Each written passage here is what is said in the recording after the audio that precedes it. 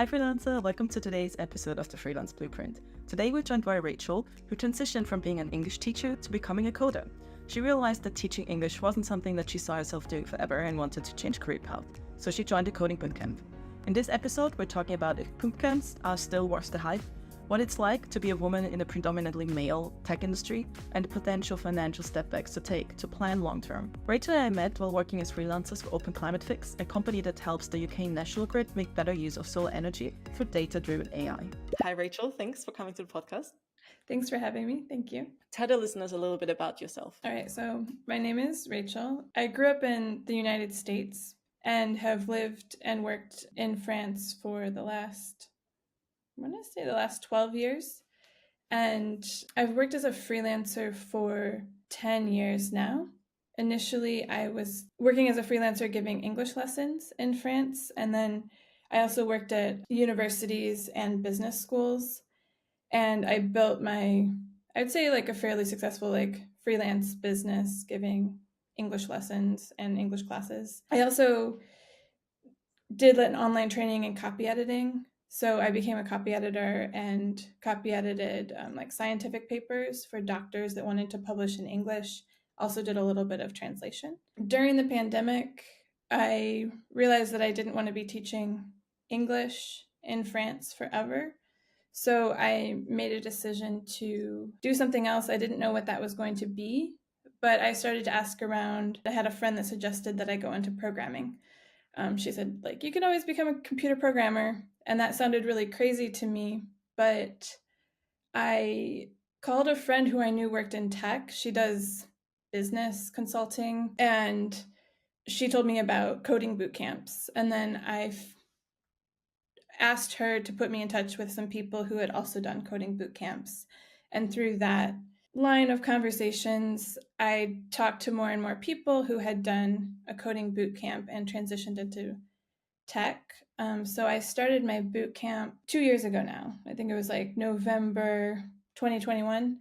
And I finished in May of 2022 and then started working at Open Climate Fix, where we met in September of 2022. So yeah, that's a year ago. So I've been working as a full stack developer for a year now. And I'm still working as a freelancer and independent contractor because the company I'm working for is a startup based in the UK. And since I live in France or live in Europe and am now a European citizen, I don't have the ability to work in the UK. And so the contract has been set up with me as an independent contractor, and through the course of working for them, I've changed my status from freelancer in France to a limited liability company for a single person. And that's been an interesting process that I've gone through in this last year. But I would say in terms of freelance work, it was by accident that I started doing freelance work. Somebody wanted to hire me to teach English and they needed me to have a freelance status. So they showed me the paperwork that I needed to do in France. And so I did it. And I used that status not only to teach English, but also to do all my translation work and copy editing work. And I would bill people for other things too, because at the time I became a freelancer, it wasn't really regulated very strictly in France. And I think even now, they don't really see what you're doing or ask you to say what you're doing to make money. But as I've gone into software development, it's become more important that I have more of a business structure for myself. So that's a little bit about me. What was it for you that instead of going straight into a boot camp and starting a course where you felt like you wanted to talk to people first? Because I think many people would just dive into it and do it. And what was it that they told you that convinced you to start a boot camp? I think I should maybe contextualize my decision was one that I knew that I probably wanted to make only once and not have to change careers again. So I wanted to know the background of people who had done coding boot camps. I had the impression that I would have to do a computer science degree to become a programmer. And I just wanted testimony from people about what their experience had been.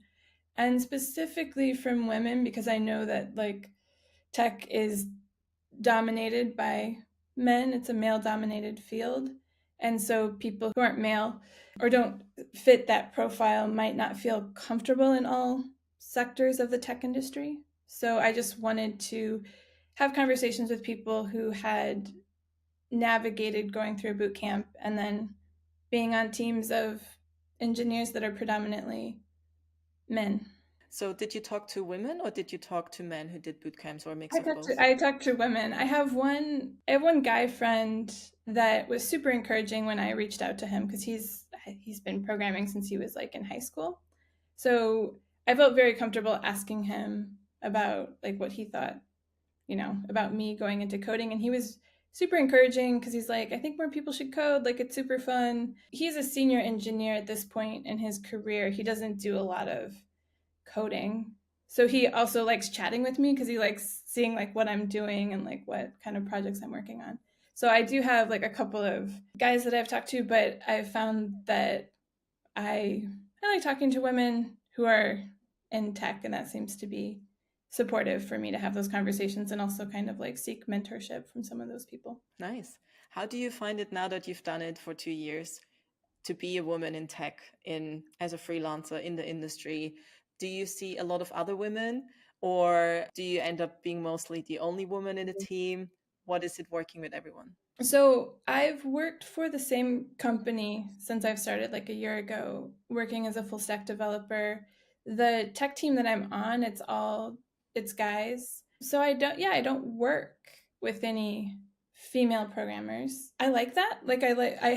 I'm very lucky to work on a team where I'm supported and listened to and respected. I also work from home. So I think this is something that's, I don't know, pretty important for me, is that I get to work remotely, which means my like physical body doesn't have to be around other bodies during the day. And that to me makes working in a male dominated space more comfortable.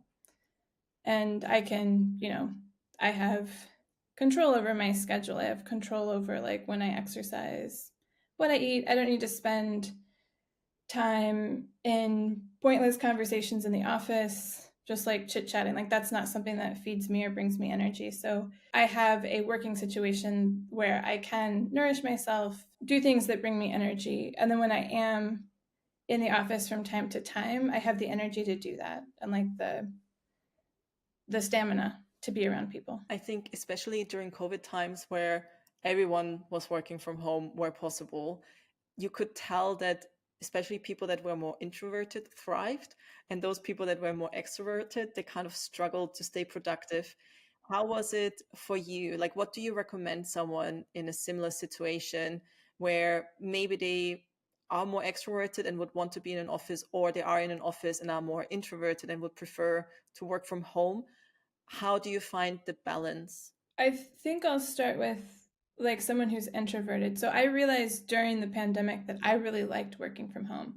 There were aspects of teaching online that I hated and thought were horrible. I hated doing hybrid teaching. That was like the worst, where I had half my students at home and like half the students in the classroom with me. But I realized that I liked working remotely. And so that impacted my decision to go into programming, because I thought, oh, I could probably find a job at some point, maybe not my first job, but I can find a job where I can work remotely, which suits my personality. I think I would suggest to somebody who is like, maybe they're too much in an office, like 5 days a week in an office is exhausting for them, or just the process of like getting ready in the morning, getting out the door, spending about 2 hours waking up and getting to the office and then getting back from the office. I think a hybrid situation is good, because for people like me, like introverted people, it makes it harder to go out into the world and be around people if we're not forcing ourselves to do that. So like if I don't go and be around people, it makes it easier and easier for me to just stay home, which that's not healthy either. Like I have lots of skills for being social with people out in the world, and if I don't exercise those, I become a little bit more like reserved and closed, not like closed in on myself, but just I have more of a mentality of like, oh, I don't want to go out. I've solved that for myself in that like I live half of the time like in a rural countryside area, which is the village in Belgium, and then I have an apartment that I rent in Lille in France, and I have more of a social life when I'm there. And then I also am from time to time in the office in London. I took part in an in-person hackathon about a month ago, which was like a decent experience. So I try to do different types of like networking in person. But I've also found that like my job, even though it is remote, like I'm talking to my colleagues at least in a meeting like once a day, if not twice a day. And we have a lot of communication on Slack. So I don't feel like I'm isolated or alone. For somebody who's extroverted, I don't know what it's like to be extroverted because I don't really know what it's like to need to be around people to get energy from them. So I I don't see myself as an extroverted person. I see myself as an ambivert. Like I need to have certain social interactions with people, but I like structured social interaction, like whether that's like a book club or like a discussion group or something like that. So I would say for like an extroverted person, extroverted people can be surprised once they spend some time by themselves. Like I have a friend who through the pandemic realized that she was maybe a bit more introverted than she had thought she was. So she had found herself like exhausted a lot because she was socializing a lot, and has found that like having some quieter activities at home are better for her, or having time away from, she's got 2 kids, so having time away from the family, doing something like writing, she does spoken word stuff, doing something like that can be nourishing as well. I think it's for each person to like figure that out for themselves, and it's not going to be the same on like every single day, like or in every season of your life. I personally feel like I'm in a season of my life where it's okay for me to work remotely. It's nourishing for me to work remotely, and the fact that I get to do that in a freelance context and be my own boss is something that also suits my personality. So I think there's something about that type of work that's attracted me to it. Like if I wanted to be a full-time employee at a company, then I would probably be that. I'm not chasing it. I just feel like being my own boss is something I've fallen into, but it's probably something that's happened because that's a priority for me. Good. I think what you said before with if you stay at home too much, you have to get used again to put yourself out there. And one of my friends, she's very introverted. And when we meet up, it's usually one on one because for her, meeting groups is kind of, she doesn't get crazy anxiety. She used to, but she worked on it. And now she's forcing herself to meet groups regularly because she said if she doesn't do it, the next time feels more scary. So now she's trying to do it at least once a week.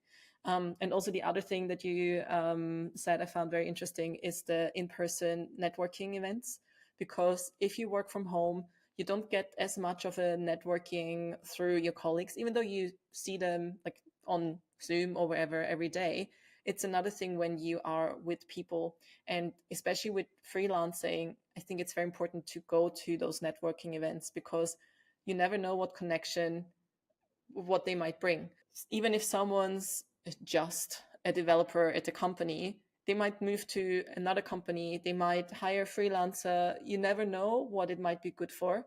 Did you go to any networking events where people might have recommended you to start a gig or wanted to hire you, or where any other sort of collaborations came out of it? In tech, I haven't been to any events where other collaborations have come out of the conversations I've had. I have like met people who have offered me mentorship. So I'm trying to think about that. Like that usually has led to other conversations with people who are willing to talk about their own work. So I think that those conversations eventually will lead to someone offering me work, but I haven't had that happen yet. And since I'm contracted full time with the company that I'm working for right now, I'm not necessarily looking for that as I'm still like building my skills as a full stack developer. But I have found like it's not necessarily a networking event that I'm part of, but I'm part of a book club with Women Who Code London. So like it's an organization that's based in London, and it's Women Who Code. It's also a global organization. And I feel as though the relationships that I'm building there will be ones that will ultimately help me find work through networking, or like will be people that I can reach out to when I am at a point where I'm looking for like the next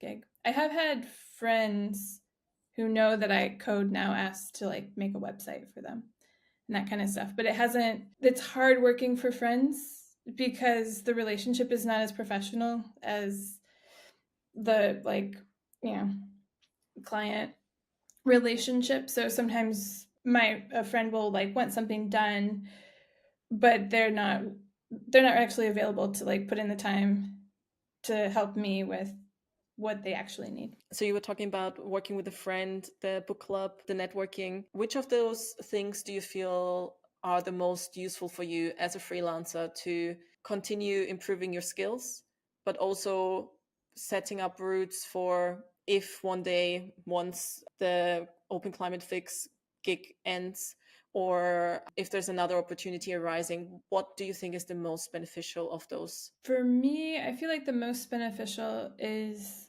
maybe not the book club. The book club is useful because of like the topics that we're talking about. Like we read tech books and we have discussions around like work culture. And those are conversations I'm not having with my colleagues. And so that's good for me to have contact with people in the tech industry that aren't doing the work that I'm doing. Like some people are machine learning models, or their AI is actually like, you know, generating suggestions for someone to buy something, which is a bit different than the work that Open Climate Fix does. So it's good for me to have that contact. I would say the most useful is a mentoring relationship where I'm like, I have a code project that I haven't quite worked on yet, but I've discussed with someone. And through that, I'm going to be asking other people to like help me with the project on different things that I need to learn. And I think through that learning, that is like the most useful. Like people will be able to see how I code. If you think of someone who wants to get into tech, but maybe they're a little bit intimidated by that it's such a male industry or that coding is super complicated, what would you tell them to, if they're still on the fence on if they should go that route, what would you tell them? What I would say is don't be, I don't want to say like don't be like scared, but be prepared to not understand everything and get comfortable with not understanding everything. But there is something like once you start learning a little bit of code, you the person will hopefully be able to identify certain patterns. Like that's what a lot of coding is identifying patterns and repeating them and understanding the logic within a coding language. I would say like start with HTML or try a small class on like there's Code Academy, which has I think they've got like some free tracks on there. I used She Codes, which is it's a paid like learning path, but I found that to be a really simple approach. And just start someplace. If it's something that you're interested in, like look online for some free resources and just start and see if you like it. And if you like it, don't be worried that there's like so much to learn or that you're confused and or perpetually stuck on something. I would also say like be committed to doing it. I had a friend that I had recommended doing a coding boot camp, and I'm still not convinced that she couldn't do it, but she didn't believe that she could do it. And that for me was like frustrating to watch because I was like, just keep showing up. That's what I would tell someone who's thinking about it, about going into it. Just keep showing up for it, follow a learning path, and see where it takes you. I think it's really important because most of the things that are worth something you have to work for. It's not something that, oh, I want to become a freelance developer and I'm going to be that tomorrow. You have to learn the skills to code. You have to learn the skills for being a freelancer, which is simple things like how to write an invoice, how to put yourself out there. There's so many things, and it can be super frustrating when you're at the beginning of that and you're trying to find your feet. But I also think it's worth it. Like everything that you want to achieve that's worth it is usually hard. I'm not sure if I'm now having the wrong mindset for it. Not everything has to be hard, but most things you have to put some sort of work in for it to be fruitful. Do you think, knowing what you know now, pushing yourself through the boot camp, would you have done anything differently now? No. I'll say no, because the way that I went through the boot camp was kind of a pass or fail approach. I was concerned with whether or not I just needed to be mediocre at it. And that was not the first time in my life that I was trying that, but for me, it was okay to just be mediocre at what I was doing. And I did all the homework. I attempted all the homework. I made time for it, but I did not stay up until 3 in the morning like some of the people in the boot camp. Like, I go to bed at 11 o'clock regardless. So like I wasn't losing sleep over it. Even starting my full stack developer job, like I have a capacity to burn myself out, and I know that. And I'm trying to learn how not to do that. So sometimes that means not being what I consider to be the best version of myself, or like the most stellar person at coding. And I think it's more about, to me, it's like it's a marathon, it's not a sprint. So, and I think that's true with freelance work as well. Like I've put a business in place this last year. Like my business pays me a salary. I find that incredible. Like it's super exciting to me. But I don't have a business plan. My plan is like, I have enough to pay my salary. Do I want it to grow? Yes, but I want to build a strong foundation. Maybe this idea of like building a strong foundation is good, because you have to put in a lot of work to do that.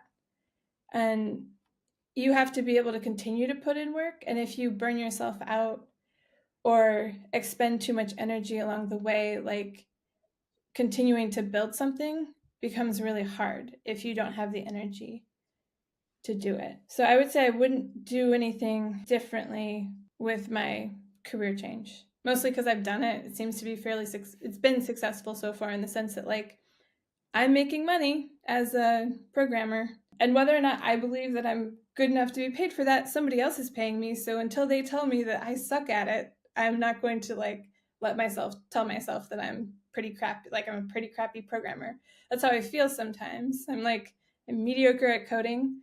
I have a lot of work experience, which makes me a good person on a team in general. Like I've worked a job before. I don't freak out about stuff. It's work. Like the job I'm doing it's good work. We're trying to fight climate change, but at the same time, like I'm not in my like activist, I'm gonna save the world chapter of my life anymore. So I appreciate being able to show up to work, feeling good about the work I'm doing, but also, being able to be done at the end of the day is also important. And I'd like to add something to what you said about working hard. Like I think for me, hard work it's a really important value. It's something that was like instilled in me growing up in America, because I come from a family of like people who work. My grandparents' generation, they were working class. I still have uncles who work in the steel industry, and I know how to work hard. And I think that if you are going to go into freelance work, you probably will not have to hustle for your entire career. But if you don't know how to hustle, and you don't know how to do grunt work, and you don't know how to wake up at 6 in the morning and do 2 hours of like the freelance work that you want to do, and then go to some crappy job that you don't want to do, and then at night also maybe continue to do freelance work, then you're not going to be able to like make that change. You can't just say, I'm going to be a freelancer. You could, but that, to me, that implies you need to have like a financial safety net behind you. That's also something that some people have that. So if you do have that and you feel like you can go off and have a successful freelance career, by all means, go do it. But I think for most people that find themselves freelancing or working independently, at some point, at least for myself, like I made a choice, like I will wake up early in the morning and work on this. Like when I was doing freelance translating and editing work, I wasn't doing that at my day job, although I eventually got my day job to pay me for it because they were having me do it, but they were paying me a lot less for it. And so I through that job I learned how to ask for what I'm like for what I'm worth, for what I should be paid for. Yeah, you have to I think you have to hustle, but at some point if the hustling is like having taking too much of a toll on your health, it's okay to start saying no, which I think is another important thing for freelancers is, and I was thinking about this before the podcast, at some point you have to be able to say no to work, and it's maybe one of your most like beneficial skills to have is like to just say no, because what can happen is that you're in a like a you work out of a space of what is it, scarcity, as opposed to abundance. And so if you have a scarcity mindset and like you get one job and then you've got four more jobs coming in, you're like, yes, yes, yes, yes, I'll take this. But then you're working 14 or 15-hour days. At some point, you're going to do really crappy work. I did really crappy work once, and they were like, we're not very happy with this. And I was like, yeah, I wouldn't be either. Like, I worked 30 hours on a weekend and then went back to my crappy office job. And that was the point at which I said, okay, I need to quit the crappy office job and I can make my freelance work my main work. And then that ended up working for me because I was still hustling. Like, it's not that it just works. Like, one, you have to put your systems in place, which is like having a good business structure, understanding how much taxes you're going to have to pay, being able to pay the taxes, understanding that the money coming in, yes, it looks like you have lots of money, but really you don't. Like you maybe have like 40% of what you're looking at sometimes. And yeah, I feel that there's great value in learning how to hustle, but then also great value in learning how to say no so that you can actually like do good work, but then also maybe do the work you want to do. Like I've always been a creative person. I have my own personal, like, so I'm a writer. I've never made money from like the nonfiction writing that I do or the poetry that I do. But that's also part of why I've enjoyed having a freelance lifestyle is that I am able to craft my schedule such that I can do this other work that's important to me. And I think probably maybe a lot of freelancers have that as a goal as well. And if someday that kind of writing could become marketable and having the freelance skills makes me a good candidate for somebody to ultimately make that type of writing marketable. I think it's very interesting what you say because there are actually a few things that I want to add on to. So one, maybe I work my way backwards. So the thing that you mentioned with the writing, the beauty of freelancing, I think, is you don't have to stick to what you do. So you can transition from coding to writing to designing to whatever it is you might want to do. And if you had a permanent job, it's not that easy to make the transition. But also for you, now that you set up your business structure, you said you opened your own company where you pay yourself a salary. If you wanted to, you could go back to teaching English if you wanted to. There's no problem with it. It might depend on where you're located. If you registered a business, it might have to be a certain type of service that you offer. Maybe it's not that easy to swap from education to coding, but Mm-hmm. most of the times I think there would not be an issue. So that I found very interesting. The other thing, I really agree with what you said with the hustling. You have to put the groundwork in. You create that basis, and that's often the hardest. But then it's like planting the seed. It's like gardening. There's this time where you have to like rip out all the grass, redo the earth, the soil, whatever, and then plant the seeds. And it's a lot of exhausting work. But then next step is just watering it every now and then you just watch it grow. And I feel like it's the same with freelancing. You put a lot of groundwork in first, and then you like pick the fruits later. But also what you said with, you could go freelancing, you could just quit your job if you have a support system. And I sometimes wonder if that might be the good step, because it adds some urgency to, actually, when you quit your job, you know you have to do it now. So you now have to write your CV, you have to create a portfolio, you have to do all of those things.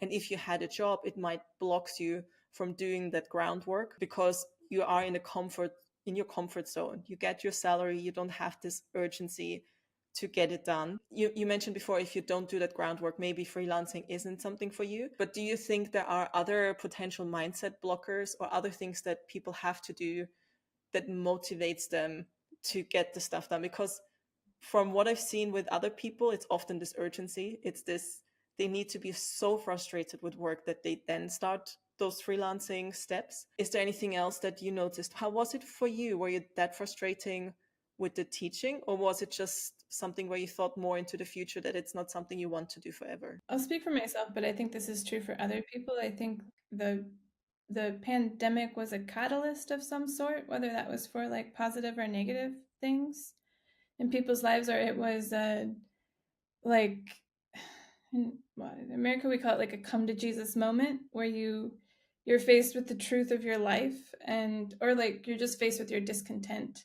with something. And so I think for me it was partially that, but it was also partially looking at my colleagues that were teaching English and the type of work they were doing, they had been doing for like 15 or 20 years. And so I saw that I would be doing that. Like if I continued down a path of like teaching English, I was trying to envision like 10, 15 years in the future, and I was not happy with it. I was like, I don't want to be doing this in 10 or 15 years. And in order to not be doing this in 10 or 15 years, I need to start doing something now and try to make a change and be very clear that I don't want to be doing this in 10 or 15 years. Teaching English in France is not a bad career to have. You can have a career doing it, but it wasn't the right fit for me long term, and I needed more like intellectual stimulation. In terms of like challenges that people might have going into freelance work, we'll return to like the image of gardening. Like I garden, I am a gardener, and the garden at the beginning of the year and for half the summer looks pretty crappy, like nothing is growing. And then everything grows and you have to weed stuff out.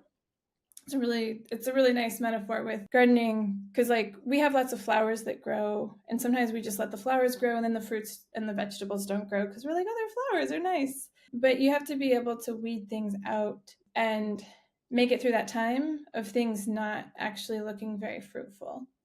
And so I think it also takes a lot of patience, which is a hard situation to have patience and hustle at the same time is complicated, because you're hustling and hustling, but then nothing's happening. Like really nothing's happening except you're hustling, like you're making money, but maybe not as much money as you thought you'd be making doing this thing. Or like, you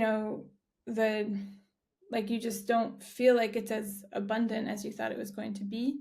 So yeah, I think patience might be something that could be complicated for someone who's going into freelance work.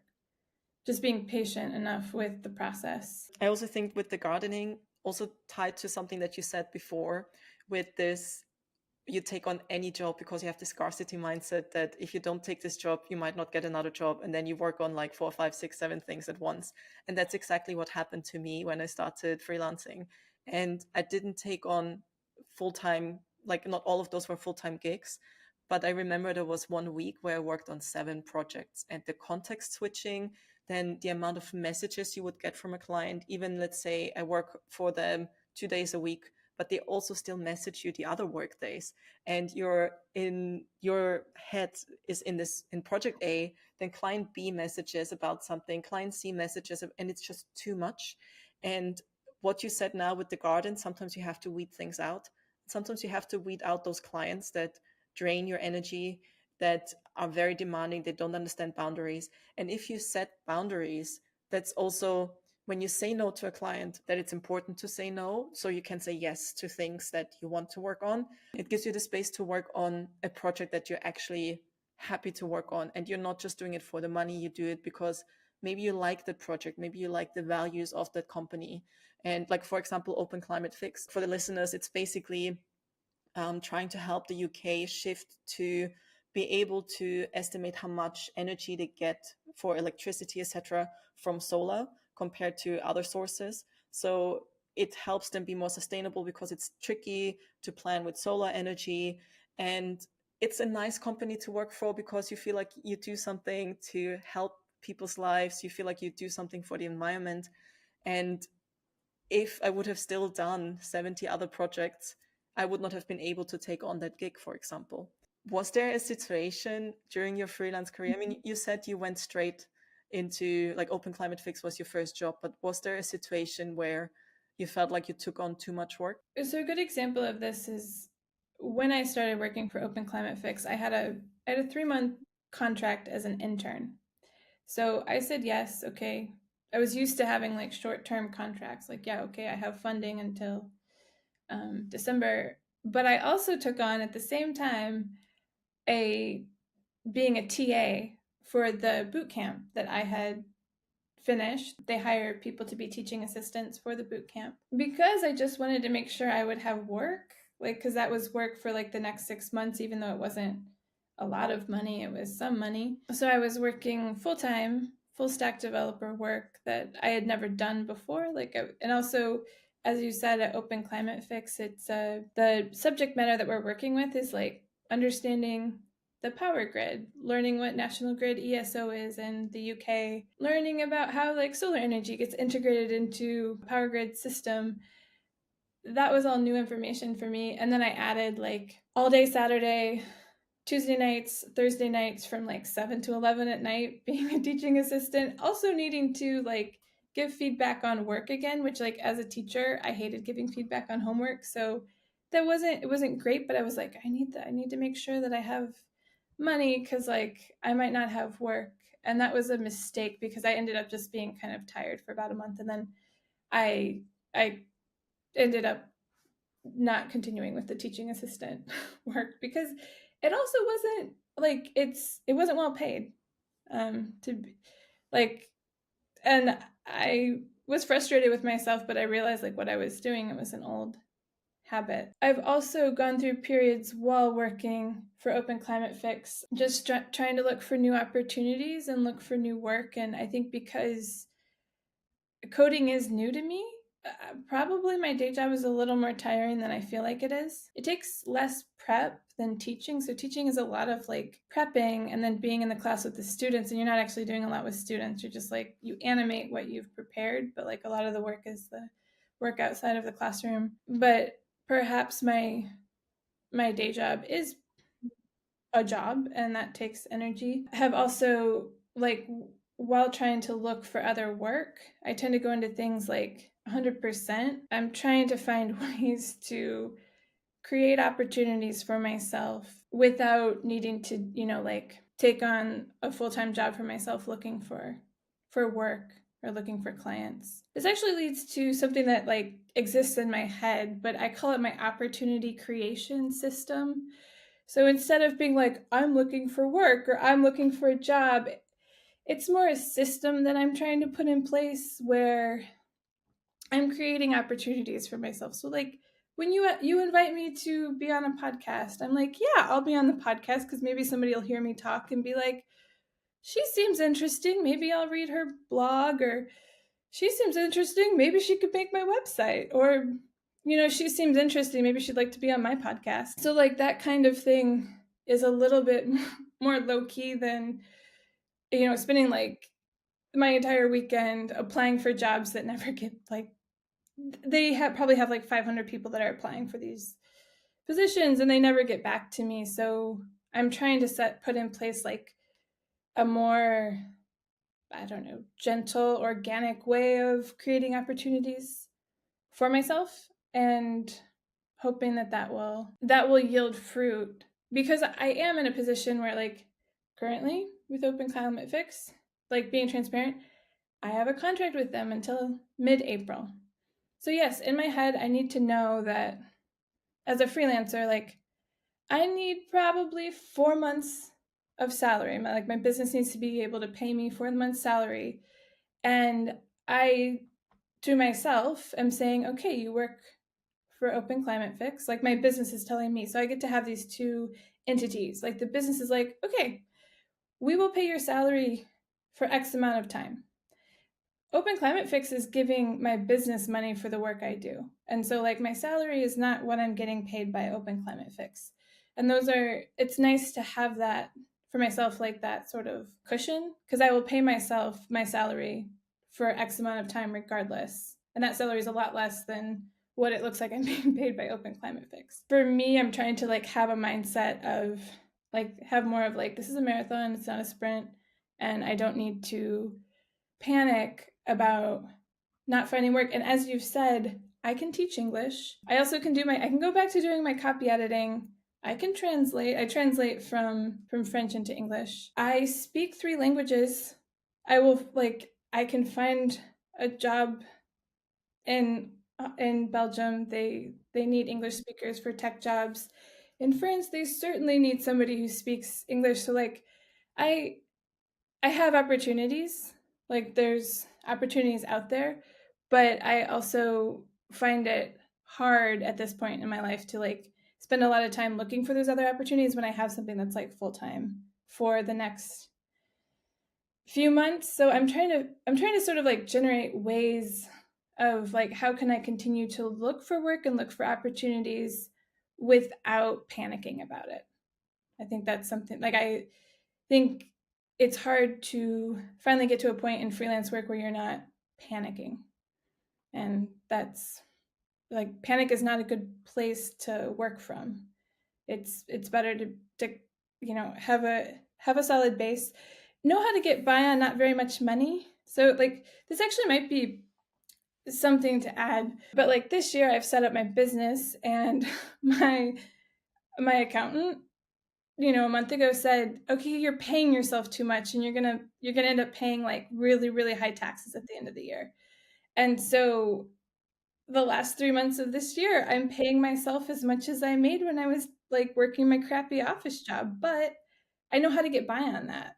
And I really appreciate having those skills of being like, okay, we don't buy coffee out, or the business can buy me coffee, but like I personally am not buying coffee. I'm personally not spending certain things. I stop like Netflix subscriptions, those kinds of things. I'm like, nope, we don't have those for the last few months. And I get by on this certain salary, but like stuff like that, like I think if I had like, I don't know, more knowledge about like running my own business, like you might also make mistakes, like financial mistakes that cost a lot of money. And you have to like not judge yourself for it. Like I might end up paying more tax at the end of this year than I thought I was going to. And I have talked to my accountants. I have 2 of them. I have one for the US, and I have just one for France. And I ask a lot of questions, but it might turn out that I need to pay more tax than I thought that I needed to. And it's not my fault. But I need to make sure I have money, like a good stack of money sitting someplace to pay the French government or the US government if I need to. I think that's really annoying that you have. In a way, it's beneficial to have an American passport, but I think it's the only country that even if you don't live there, you still have to pay taxes there. And we can go into the whole tax residency thing because that's something I need to look into because I don't really have a base technique. Like I'm paying my taxes in the UK because my business is there and it was my last base. But I would not have to because I'm not actually spending time there. I love how you say that you have this opportunity creation system. I think it's really, really important. And I love that you labeled it like that. And you do it already. You go to those networking events, you talk to people, you say yes to something that's out of your comfort zone, like this podcast, because of the opportunities it might bring you. Who knows if they will arise? Because at the moment, the podcast, I think the only people listening to it is probably the person I'm interviewing, and the one or the other person that follows me on Instagram is like, no, I listen to it. It's like, okay, nice. So there's a handful of people, but you never know. You just need one person that will need that developer or that will need someone's like, oh, actually, we need someone in France who can help us and communicate with the team in French or in Belgium. So you never know. You just need one person listening to it that will find this useful. And the other thing that you said about the finances, I actually just finished my first freelance finance course that I host for other freelancers. And it's Nice. exactly what what I'm teaching there, that you have to put money aside for your taxes. Just put for any money that comes in, 20% aside. Worst case scenario, it's not enough.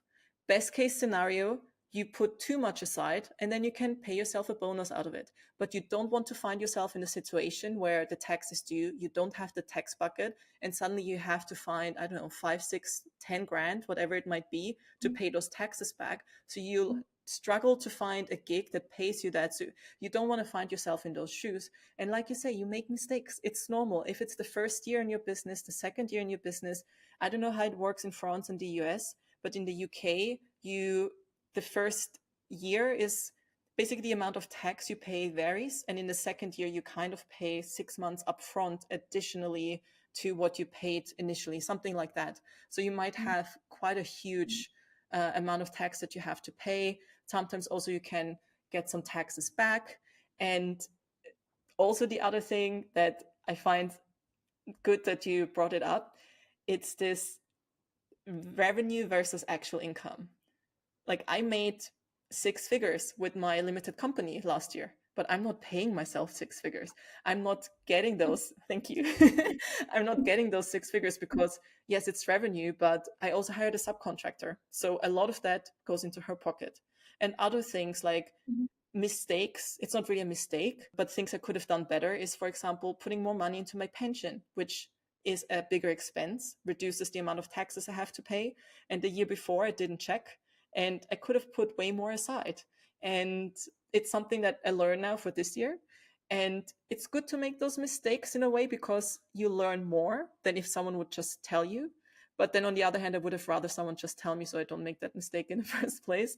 Short break. No, I still haven't gotten a sponsor, but now that Rachel and I are talking about finances, you might be thinking, I need to learn more about this. So let me tell you more about this. The thing that holds most people back from starting the freelance career is the fear about finances. Not earning enough, or not paying the right amount of taxes, or not knowing how to price yourself. I remember what it was like for me when I started freelancing 4 years ago, and it took me a long time to sort out my finances. I've made many money mistakes, but I've also learned a lot.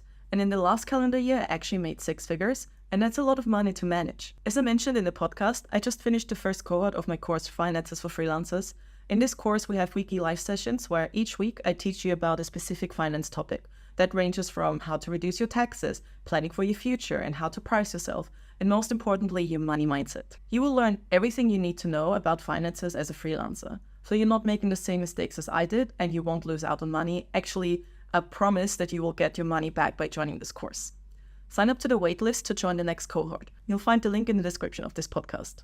All right, let's get back to the episode. What financial tips do you have for someone who wants to become a freelancer but might worry about the most common things I hear is that they are worried about not having a regular income or not finding clients or about taxes? What recommendations do you have who is not starting freelancing because of the potential financial struggles? Maybe if you're concerned about not having a regular income, I would say figure out what your base expenses are, what it is that you need to get by in the month. I've made personal decisions about certain items that most people have that make my life a bit easier. Like I don't have a car, so that means I don't have car insurance, I don't pay for gas. My transit costs are like paying for a train to go up and down someplace. So like some of those things, maybe going to a financial planner and looking at how you manage your finances first, and then figure out based on how you manage your finances what your like normal habits are with money, like just without being like, oh, I can't spend on this, or I'm gonna, I don't know, invest in this thing or that thing. Maybe what I really want to say is if you're going to be a freelancer, it's important to have a healthy relationship with money in general and understand how you make financial decisions. Do you make these decisions emotionally? Do you make them completely non-emotionally? What are your goals? And I'm not talking about like super, super long-term goals, but even just like, do you want to go on a nice vacation every year? Do you have to? Is that something you need to do? I personally don't. I can stay home. That's what I did this summer. Like I was still paying myself my salary for the month, but I wasn't I wasn't working, so I wasn't getting money in from the company that I work for. So my decision was I'm going to work in my garden and do things where I live, which is like a nice place where I live. But I would say if you're concerned about revenue, like what your specific income is, have a very clear understanding of how much money goes out. And look and see if there's things you're paying for that you don't really use, or if you have a habit of like buying the newest fanciest phone as soon as it comes out, maybe think about like, okay, well, if I don't make that sort of investment every year or so, I'll have X amount of money, and then start to sort of see like where you can be comfortable. So figure out what's going to make you uncomfortable and figure out what you need to be comfortable. One thing I noticed that's really, really important is the mindset, how you see money, how you make financial decisions. Do you, like you mentioned earlier in the podcast, do you make them out of scarcity? Do you make them out of abundance? But I also noticed we've been talking for about an hour. So I'm going to Yeah. try and wrap this up. And there are 3 questions that I ask all my podcast guests at the end. One question is, would you ever go back to a permanent job? Um,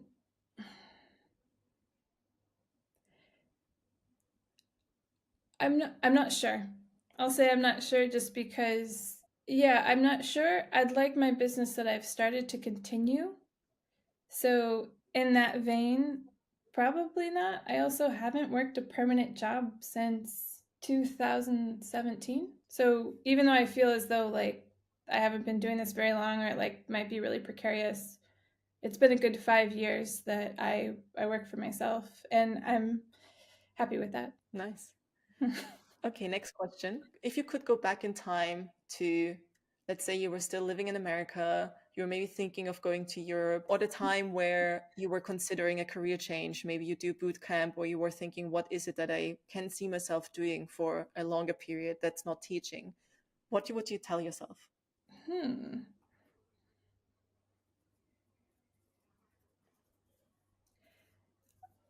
I feel as though I wouldn't tell myself any. So the choice to move to Europe, I would not tell myself anything. It was the hardest thing I've ever done.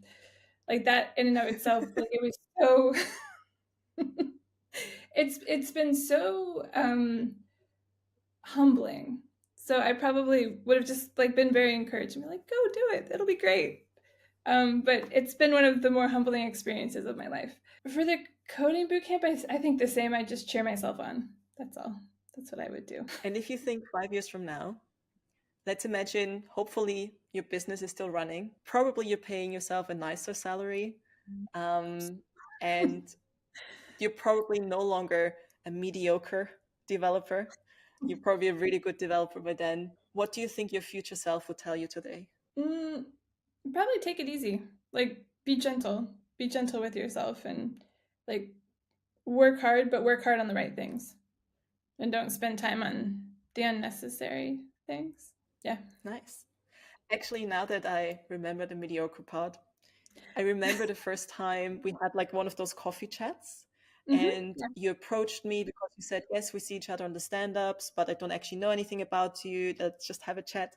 And I remember one of the things that both of us were talking about was working in tech as a woman, and also realizing that women don't apply for jobs even unless they meet 100% of the criteria. And hmm both of us were saying we sometimes think like, what would a white man do? Oh, I'm mediocre, but I apply for it anyway. And I like that you also put yourself on that kind of same level of expectations, because I think as women, we often think, oh, we have to be really good at this to be able to do this or be able to get this. When other people are like, oh, I'm average. Average is fine. You know, average does the job. Mediocre does the job. So, hmm yeah, what's your mindset on that? Well, I have a, like kind of a funny story because Open Climate Fix is we're hiring. I don't know if your audience is machine learning engineers, but I posted on like the Women Who Code Slack job channel about like a machine learning engineer opportunity. There's a couple of guys on the Slack in the Women Who Code Slack space. It was a guy who like got back to me. He DM'd me like immediately and was like, "I'll get my CV in. Like, how much money do I get for?" It's nice to be on the end of this because I'm like, "Oh, this is how you guys act." Like, I was never trained to do this. And he's just like, how much training money do I get? How much, like, how many days do I get to, like, to just do, like, training? Okay, what's the salary? And I was like, and he's like, I've just applied. I'm like, what? Did you even read the job description? That's kind of like, Probably yeah, not. Probably not. probably not. And, like, I know that there are women who would be great machine learning engineers for Open Climate Fix. And I'm sure they're sitting there being like, oh, I could never do that. Like, I just, yeah, I think it's important to be okay with being mediocre, but also like observe how other people are behaving. This was a really, really nice chat. Thank you so much for coming on the podcast. I hope you enjoyed it. I enjoyed the conversation. So even if this doesn't result in an opportunity, I had a good conversation today. Which is I always like talking to you. I hope I see you again. I know we saw each other in Paris. Let's see when I'm going to be back in Europe, then maybe we can meet up. Yes, that would be wonderful. Thank you. Anyone listening to this podcast, where can they learn more about you? Okay, so I've shared with you my link tree. I currently write 2 blogs. One is the Tech Generalist, which is a Substack blog. I've just started it. And the other one is called the Iteration Project, which is my more like creative writing. LinkedIn, L'Abri Tipton. On Instagram, it's the Quiet Fight. And I think I'm going to add my GitHub to the link tree. I'll share it in the description of the podcast. Perfect. Thank you so much. Thanks. Bye. Bye. It was great to catch up with Rachel and learn more about her freelance journey. One big takeaway for me is just because you've offered a specific freelance service in the past, it doesn't mean that you can't do something else, like in her case going from teaching English to becoming a coder. If you want to learn more about Rachel, you can find all the links she mentioned in the show notes. That's all from me, and I can't wait to have you again next week.